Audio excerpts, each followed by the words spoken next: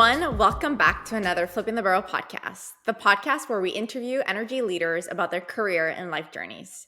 Today, we have Shauna Noonan, who is a fellow Canadian, a petroleum engineer from the University of Alberta, and she has over 30 years of experience working in the oil and gas industry, which you would never know by looking at her. She does not look old enough to have this much experience. And so we can't wait to dig in and learn about just your entire career journey and all the great advice that you can give us who are currently going through our own careers. Shauna was the 2020 president of the Society of Petroleum Engineers International, and she's a big advocate for our industry. She's currently a technical fellow. And for those of you who don't know what that is, it is the highest ladder that you can get in the technical ladder of a company. And she is one of 7 and the only woman. So that's a very big deal. And she currently is at Oxy here in the Woodlands in Houston, for those who don't know, right outside of Houston. So Shauna, thank you so much for being here today. We cannot wait to just dig deep into your story and find out more about you. Well, thank you very much for having me. I'm a huge fan of both of you ladies. Thank you, Shauna. I really enjoyed just our conversation even before we started. So I'm really interested in knowing what your life was like growing up. Massiel mentioned that you were born in Canada. So you were born actually right outside Vancouver, British Columbia. Your father was a mechanic turned executive in the food industry, and your mother was a teacher. You had a brother, and I remember Maciel telling me there was times where when y'all first did your pre-interview, you were talking about how your brother would get the Legos, even though it was something that you wanted. And it's so funny when we look back at our childhood and we even see kind of like how our parents groomed us a bit for, what was our future like, just even depending on like the toys that you purchased for them. Tell us a little bit about what life was like growing up with both of your family dual career as well, and how that kind of shaped you into who you are today. Okay. First, before I go in my background, we always hear stories about, this was my career path, so it should be as yours should be. But keep in mind, I've got a few more age or years on you girls, and, kind of my upbringing growing up is drastically different than it would be for you or even as it's been for my daughters. So, kind of my parents' generation, gender stereotypes are still very prevalent. Case in example, you mentioned on the Legos. The reason why I was never given Legos as a present because it was deemed that was a boy's toy. I could play with my brother's Lego, but I wouldn't be given it because traditionally that would be for a boy. Similar with my upbringing, both sides of my family came from farm communities, and young ladies were groomed to be good wives, or in the case of my family, good farm wives. So a lot of emphasis on, baking, household items, where even though my dad was a mechanic, my brother got to spend most of the time with him because, again, that was deemed more of a boys' activity, and then the ladies in the kitchen. I'm so proud to say that, you are not exposed to that or anybody up and coming. So even though my mother was an educator, there was still a lot of biases. The Lego example came from my mother, who was a teacher, right? And I still, even when I was in university and trying to do some community outreach by going into classrooms to try and encourage STEM, you go into a classroom and there's nothing but boys that are in the classroom. And when you ask the teacher, this is odd, where are the girls? And they said, well, we heard an engineer was coming and we made it mandatory that the boys had to stay, but the girls had the option not to attend this class. Again, those kind of, that's not necessarily prevalent. It was never in the cards, as far as my family was concerned, that I would be the engineer in the family. It would have been my brother. So I was groomed to be the doctor, which was kind of the most technical track that was acceptable for a woman to be in. So I had anatomy coloring books given to me as a child. Even any of the reading material, the stories all revolved around somehow a doctor as a character. So it was pretty much preordained when I went to college that I'd go right into doing all the preparation for pre-med to get into med school. Um, and at that time, because everything seemed the swim lane was so well defined, never really even questioned whether I had other ambitions, because at some point, what you are ambitions of other people, you start to think those are your own ambitions. So it wasn't like when all of us go to college, all of a sudden we all go through this huge, really, really, what do I want to be when I grow up? And is this really what I want to study and not? And I found that in pre-med, it was very cutthroat, very competitive, very individualistic. And I'm a team player. I like doing collaboratives. And I did not do very well in that pre-med environment. At the time, within my dorms, there were several young engineers who, when I was looking at the projects they were doing or how they were all working together doing homework, and even with the subjects that they had, that was something, the environment, the culture, I appreciated a lot more. But actually, the subject matter I was more interested in. So that's kind of what started my path. But again, my path is my own, and in some cases it could be similar of my generation, but it's not necessarily the same for you two or anybody else who's many years younger than me. We love hearing those stories. And I think what's incredible is, to your surprise and everybody's surprise, on you would be the engineer, but not only the engineer of the family, but somebody who gets to be a fellow in a big operator like Oxy is just incredible. That is really shattering the glass ceiling, especially one of 7 in the entire company. And to your point of when you moved from pre-med and you kind of navigated the engineering realm of the world, you mentioned that there was a professor who said, hey, you should come into petroleum engineering. There's a lot more space for you. By the way, women will have more opportunities later on. So, this is a good spot for you. And that's kind of what really made you decide to look into it after him kind of pushing you a little bit into it. And then you said that he didn't tell you anything about quotas or anything along the lines of companies are really hiring women in that stage because they needed a little bit of diversity.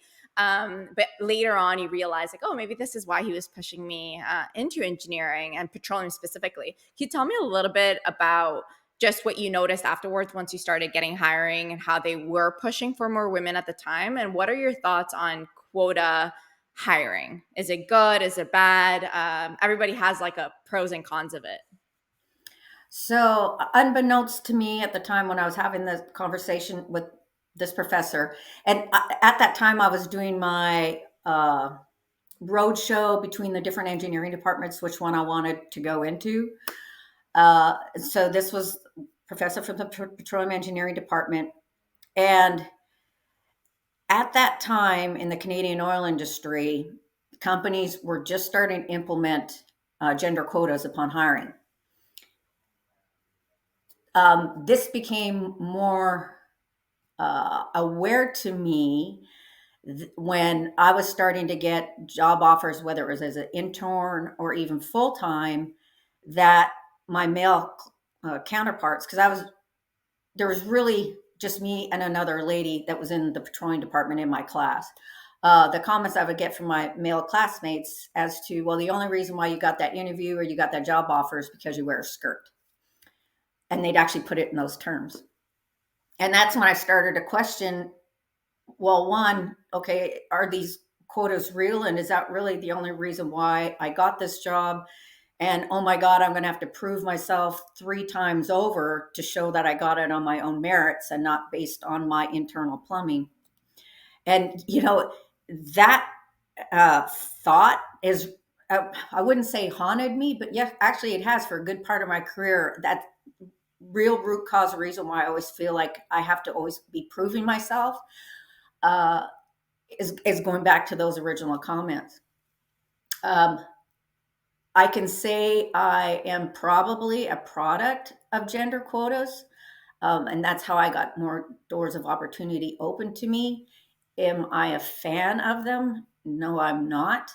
I've always also been a huge proponent that quotas mean absolutely nothing if you don't have the inclusion in the company. You can try and hire all sorts of diversity, whether it's from schools, genders, cultures, what have you. But if you don't have that sense of inclusion and belonging once you get into that company, that diversity that you hired on, it's not sustainable. They're not going to stick around. And I think that's still a very weak part in our industry. And a lot of upper management, to me, still doesn't get it.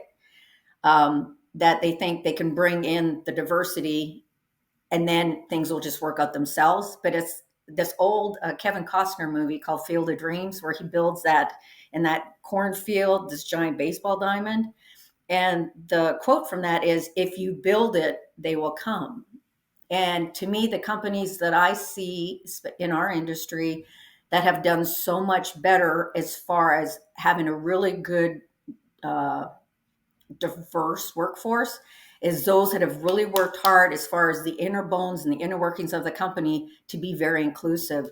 Statoil, which is now Equinor, they were one of the very first ones in offshore platforms to make proper facilities for the women that were there, proper bathrooms, proper, I wouldn't call them dorm rooms, but, living quarters. And look, they've actually got a great proportionality of women to men in that company.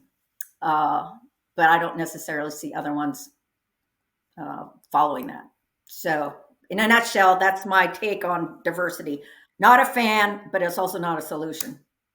No, Shauna, I think you bring up so many great points. And this really leads me into my question for you, because you ended up choosing a field program for Chevron. And so you just talked a little bit about like being selected as the woman, being the quota hire, and really how is it going to be when you actually go to location, when people are going to assume that, was she a quota hire? How are they going to treat you? And so you thought it'd be a great idea to work for Chevron and get some hands-on experience in the field, which Massiel and I can both attest to is one of the best strategies when you're really trying to learn the oil field. So I think getting you out of your comfort zone is very important. So I'd love to know, what was that field experience like for you? And I'd also like the listeners to know that you are a pageant girl. So it's not, I think it's so funny that, we think of even girls who are in pageants, like, why would they ever want to be an engineer? And why would somebody like that want to be in the field? You get all of these misperceptions on people just because of the way that they look, or, maybe some extracurricular activities that they do outside of school.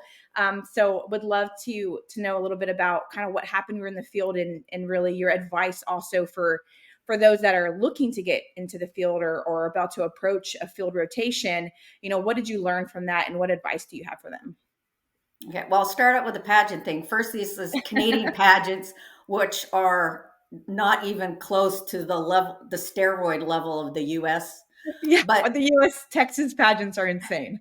But that was something I was very proud to have on my CV when I was looking for internships, because you're highlighting that you got an outgoing personality, you've got great public speaking skills, those type of elements. And on one of my internships when I was working in Calgary, a few of the male engineers who had seen my CV were actually making fun of it.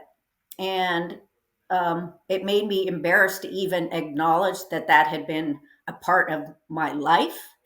And so I removed it. And actually, the fact that you're mentioning it now is probably new or news to so many people who have worked with me over these past few decades, because that's where it's something you should be proud of. We happen to be an industry where you could actually, that could be a negative, I guess. Anyway,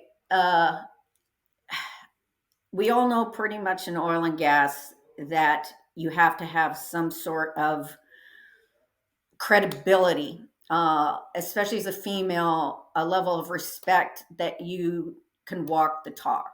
So regardless of whether you're male or female, whatever, the sooner you can get to the front lines and learn about it, because it is a different culture, a different nomenclature.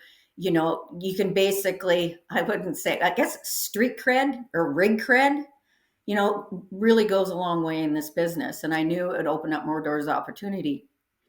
Was I a girl that didn't like getting her hands dirty? Oh yeah. Had I ever just, put on steel toe boots and wallowed through the mud? No. But I knew that if I wanted to have a good career, that I had to head out to the field. Um, but when I talked about parking my pageant days, what, at least in the time when I was out in the field, you have to find a way to kind of park being a female overall. So you dress like the guys, you try and joke around like the guys, but this was in times too where political correctness wasn't necessarily the vernacular. So, you'd be around a lot of really lewd and crude jokes. I remember sitting through an entire frack job where the treatment van was wallpapered in porn, right? So, then you have that fine line of trying to fit in. But then at what point do you want to say something, because that automatically singles you out as being different? And it probably took maybe about 10 years, even once I was in the office, to start feeling comfortable as to dressing in pink and showing that I was different as being a female. Maybe it's because finally I had that respect and I felt comfortable in my swim lane. And this is actually even an interesting conversation that I recently had with some young ladies, not of our industry, but again, they're in a male dominated sector. And even then they were wondering, at what point can I start showing that my female side type? So that's still going on. But the field work helped. If I were to go back in a time machine, I would now embrace that I was different. Today I have pink coveralls. No, pinkish purple coveralls with my name in glitter. I wouldn't have been caught dead on a rig wearing those, over 20 some years ago. But that's the advice I have, especially to the younger ones like yourself. Embrace it and don't hide from it. I love that you shared that, and I echo everything you said. As also working in the field in Canada, I would say it's sad in a way that you started, let's say, 30 years ago. I was in the field maybe like 7-8 years ago, and there were still naked women posters all over the bathrooms, out on the rig, and to your point is, I just felt like I couldn't say anything, and I'm like, this is their world. I'm just like here, and the second you would speak up, they'd be like, oh, she's not cool. She's not part of it. And then you would have enemies, and that's not what you want when you're the only one out there. So I definitely understand the struggle. And I haven't been to the field in a very long time, but I hope 2024, we're not seeing that anymore, as I think companies are starting to be a little bit more strict on that end, and even men speaking up against it. But yeah, I love everything you said on just, even like going back today, you would change that and really like embrace the fact that you're different.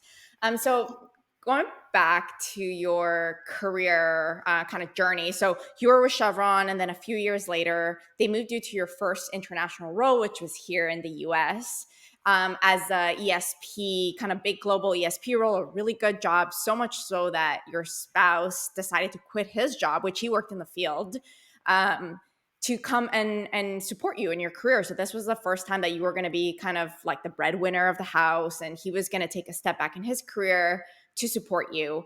Can you tell me a little bit about just that challenge in your career at that time of moving to the US, him not being able to work? I mean, I'm sure that's hard for him as a husband who was contributing financially.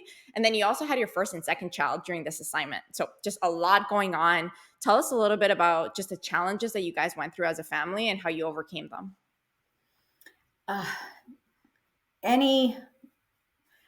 Once you get married and then you have kids, it's no longer about you anymore, right? It's about as a unit. And even though I had made it clear during my dating times with my husband that my career was to be the primary, that we weren't going to run into challenges because of it. And of course, the biggest, most impactful was when I came to the US. We thought it was only going to be for a 2-year assignment. He said that, okay, even though he couldn't get the work visa, he can relax, play golf, just hang around the house, but not realizing, well, one, financially on one salary, that's not necessarily feasible, especially for those that don't realize how costly it is to golf in Texas, especially in the Woodlands, Houston area. But also on the male psyche too, because, you know, especially of that generation where you were always raised to be the person financially responsible for the family as a unit. And, you know, once we started having kids and he was just starting to contribute, he ended up going back to school while we are in the US, because I ended up being there longer than 2 years. Actually, he moved in 97, never went back. So yeah, so much for a 2-year assignment. Even though he was working, I was still the major breadwinner, and I wouldn't wish that on any couple, especially that was unprepared. Like nowadays, we've got access to whether it's marriage counseling or therapists or, you know, some other support network to help young couples through that. But at that time, one, we had no family in the US, you know, that we could turn to. You know, we're trying to figure things out ourselves. And yeah, that was a really rough patch to go through. And because of that, I always swore that if I or even he were offered a transfer somewhere else that would affect the other one in their job, that we would scrutinize that very carefully. And to be honest, we've actually turned that down. We've stayed in the same house this entire time, you know, raised our kids, turned down moves just because we didn't want to have to go through that again. I'm really glad that you shared that, because there's a lot of times we talk with a lot of different executives, presidents, people of your level, and they always have to go through this where there's like this point of like, who's the leading career, who's going to choose what. But I don't think we've really heard somebody be that like honest of like, hey, because of this, I'm not going to do it again. And I really like that you shared this, because there's going to be a lot of people that already have made that decision. And there's going to be even more people who will continue to make the decision to, hey, I'm going to say no to the move. And that's okay. And I think that that's important, because in our society today, we push a lot that like, you need to say yes, and you should travel the world. And that's so cool. And like, why are you not doing it? And there's a lot more to it than just like packing your bags and going to another country. Like, it's a whole thing. And I think you need to respect that. And so thank you for sharing, because that was a difficult time in your life. And moving forward, you know, you are and have been a working mom for close to 25 years. So you've got way more years on us on that. So we'd love to get some advice. And you now have both your daughters are 24 and 22. So they're off in college or graduated. Have you ever had a chance to sit down and kind of talk to them about like how growing up in y'all's household with, you know, you also being a breadwinner, a successful mom, how that kind of impacted them as adults now, and like had that empowered them at all? As well as moms, you know, we always worry about our career choices. And it would just be really great to kind of hear what you have learned through those experiences, and if your daughters have shared anything with you. Yeah, I have had the conversation with my daughters, but mostly it's been in the latter years, once, you know, they've kind of figured out what their paths are. And I remember it was another podcast I had done. And in the podcast, I had mentioned that the reason why my daughters didn't go into oil and gas is because they saw the impact I had on the family, always being gone with work, and, you know, just the level of work. And after that podcast, my older daughter had been listening, and she sent me a text. And in the text, she said, on behalf of my sister and I, the reason why we never went into oil and gas is because we always thought it was really boring. So that's what kind of opened up the conversation as to, okay, let's talk. And then how impactful? How was it the fact that I was gone a lot? Did that affect what you wanted to study or your career choices? You know, it really my daughters resented my career a little bit more when they're younger, like junior high or high school, because especially being in the Woodlands, there's a lot of stay-at-home moms. You know, they were getting the big fancy birthday parties with the homemade treats and cakes, and here am I coming home with something from Kroger, or planning things at the last minute, or even just not being around. And the fact that I wasn't around, my daughters had more responsibility. They were doing their own laundry at a young age. They're having to pitch in with cooking. They're having to do more stuff around the house where they saw their classmates. They didn't have to do that. And they were resentful. But until they went to college, and then they're in dorms with counterparts who had no clue how to do their laundry. I kid you not, my neighbor's daughter went to tech, and she phoned home to mom to say, okay, I'm going to be making a peanut butter and jelly sandwich, but all I have is a steak knife. Can I use a steak knife to make a PB&J? Like, so all of a sudden my daughters, that's when the light bulb went on, going, oh, it was actually good that we had to be independent, because they had to pitch in, because it actually helped them transition into being functioning adults much more. So yes, now they're appreciative. And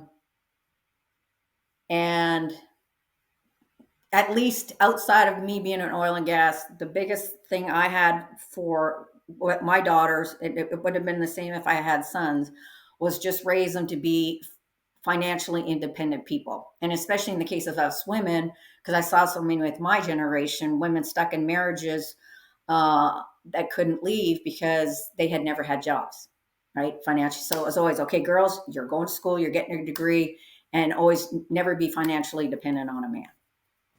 I love that. So what are they doing now? Is there any hope that they'll join the industry?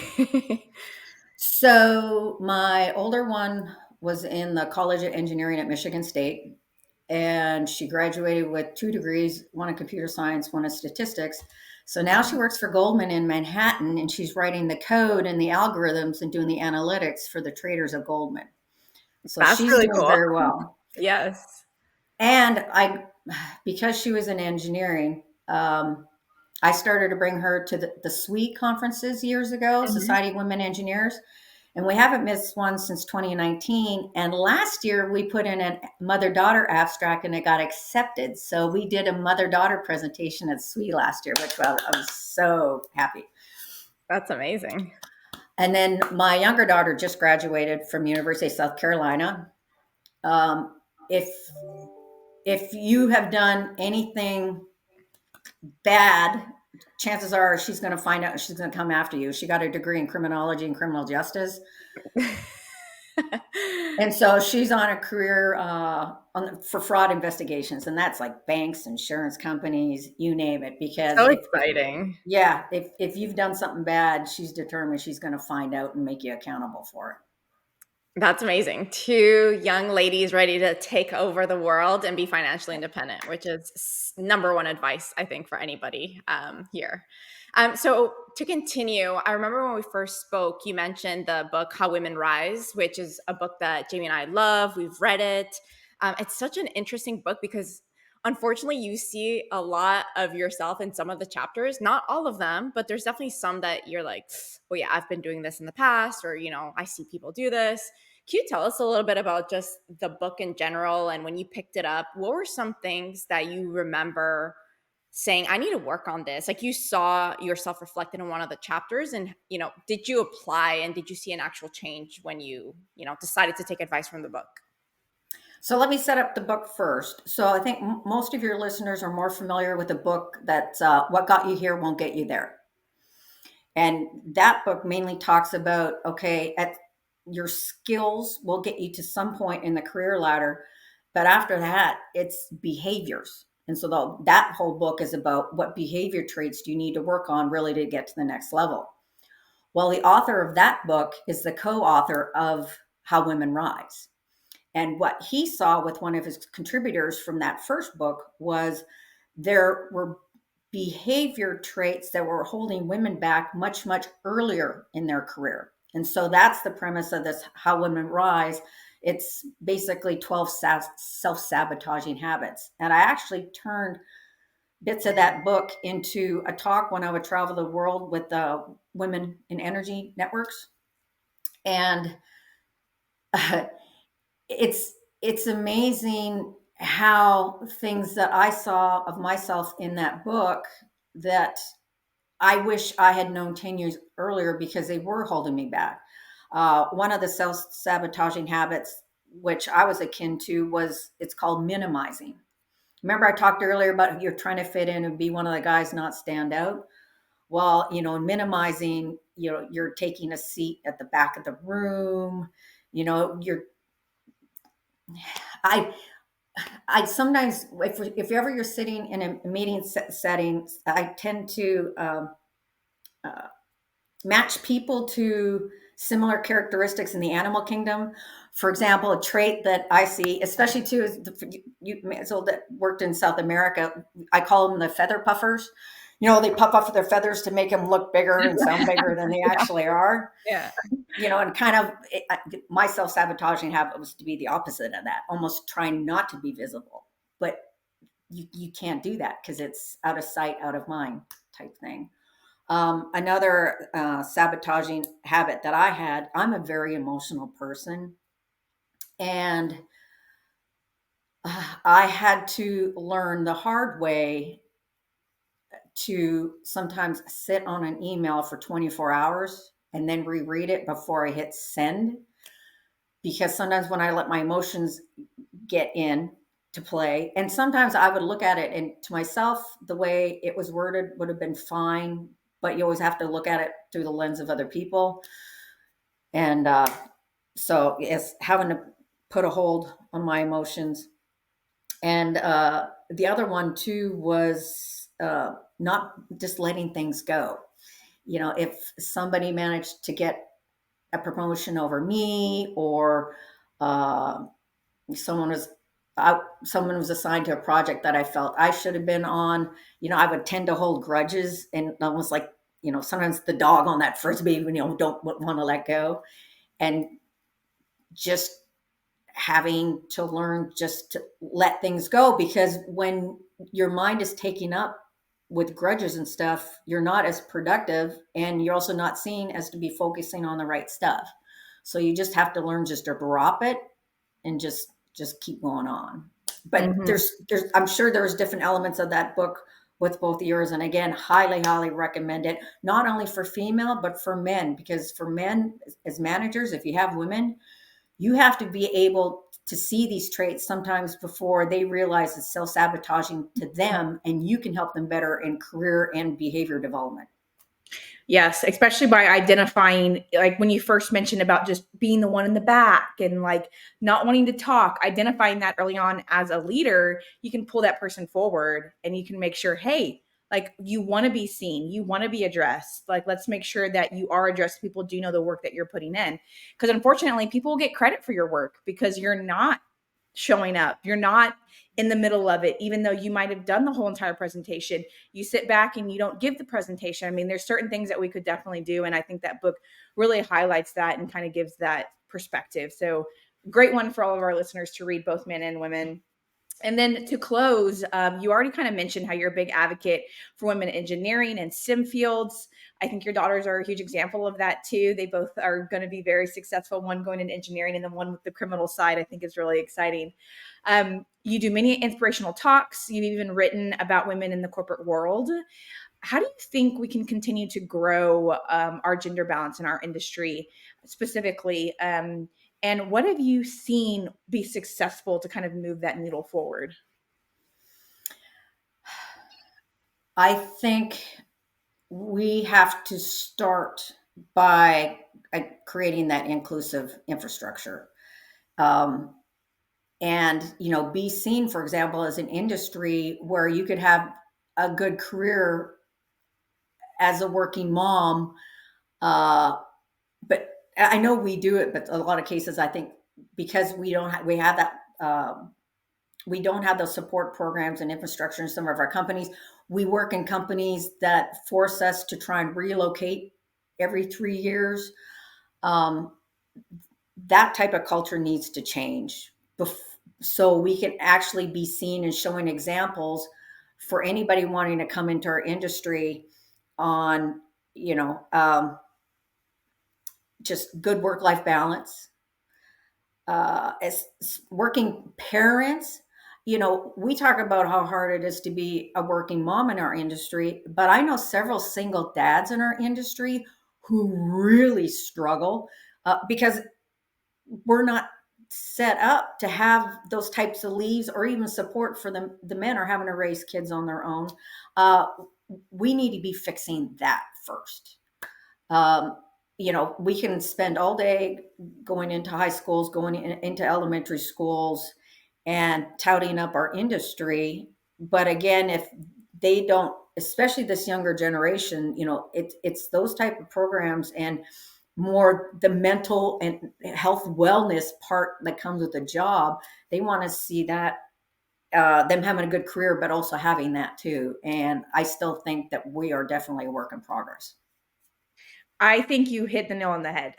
That was such a great explanation to really what needs to be worked on. And I know a lot of people today that move jobs because they want to work for a company that already holds those values and already gives paternity leaves and longer maternity leaves and understands when people need a mental break. And I think all those things, especially in an industry that's really 24/7, is really required. So, Shauna, thank you for sharing that, and more importantly, thank you for coming on the podcast today. Your journey, just even from the beginning, when you're talking about your parents, you know, wanting you to be in pre med, and then like you basically show them, hey, actually, I want to be in engineering, and not just am I going to be in engineering, but I'm going to be the highest ranking in engineering as a fellow at Oxy today, and so. Truly inspiring. Even listening to how your daughters have, you know, obviously taken some empowerment from you, and even the roles that they have chosen. Those are huge, huge roles. Working for Goldman Sachs, going into criminal law enforcement of any type. I mean, that takes some really powerful women, and so you obviously gave them in that inspiration to be able to do that and motivation. So thank you so much for sharing with us today, and we really appreciate the time that you spent on the podcast. Thank you. And thank you for you to continue to be example for not only for your kids, but also this incoming generation too. You know, you're helping push those boundaries that we're all trying to do. And it's going to take a village. So I really appreciate you ladies. Thank you. And if you like this podcast, please like, subscribe, leave us a comment. We release a podcast 3 times a month. So please tune in and catch us on YouTube as well.